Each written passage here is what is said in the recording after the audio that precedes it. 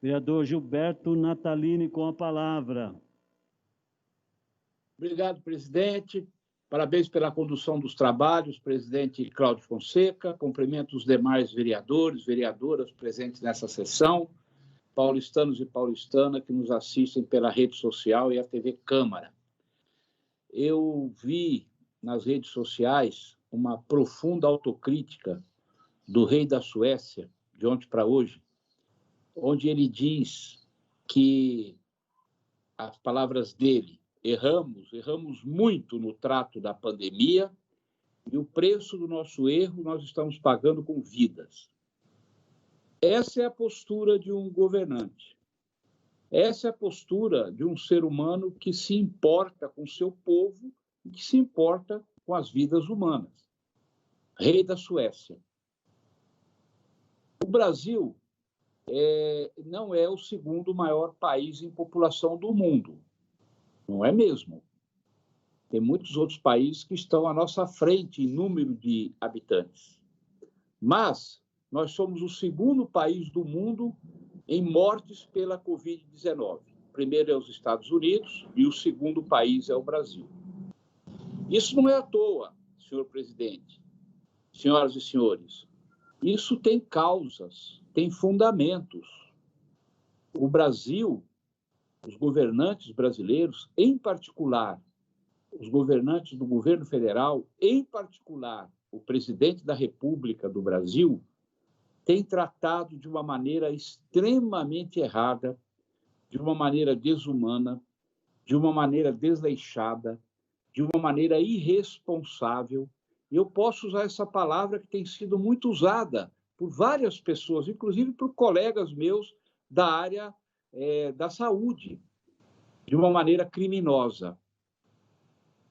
A postura do presidente da República é diretamente proporcional ao número de mortes que o Brasil vem tendo por conta da Covid-19.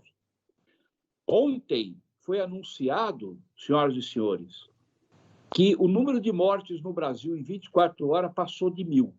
Parece que chegou a 1.065 mortes pela doença, pelo coronavírus, no Brasil. A curva tem sido ascendente. Hoje, tem a notícia que o hospital particular, o grande hospital privado da cidade de São Paulo, o Sírio-Libanês, começou a não aceitar pacientes porque tem as suas dependências destinadas à Covid-19 todas lotadas. No Rio, cerca de 400 pessoas esperavam leitos hospitalares, inclusive UTI, para serem internadas com a doença. Então, é uma situação de calamidade. Em particular, no Brasil, a pandemia é mundial, mas nós temos países onde a incidência da doença é muito menor e a ação das autoridades na prevenção é muito maior.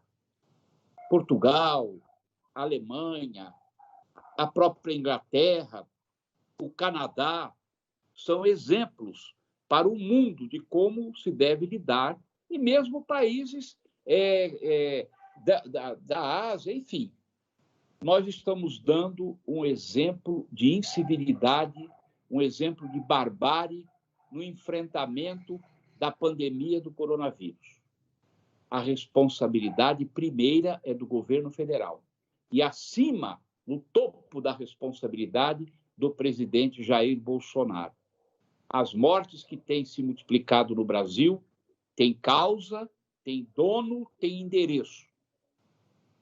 Por isso, senhor presidente, eu queria dizer que esse final de ano não será um final de ano fácil para nenhum de nós. O nosso povo, seguindo o exemplo, seguindo as orientações, seguindo a postura das autoridades brasileiras, o nosso povo desleixou nas medidas de prevenção. O nosso povo foi para a rua. Nós vimos as ruas para as compras de natais absolutamente abarrotadas de uma maneira que não dá para a gente entender o que as pessoas pensam e como se arrisca a vida deles próprios e dos seus entes queridos e dos seus familiares. A vacina vem aí.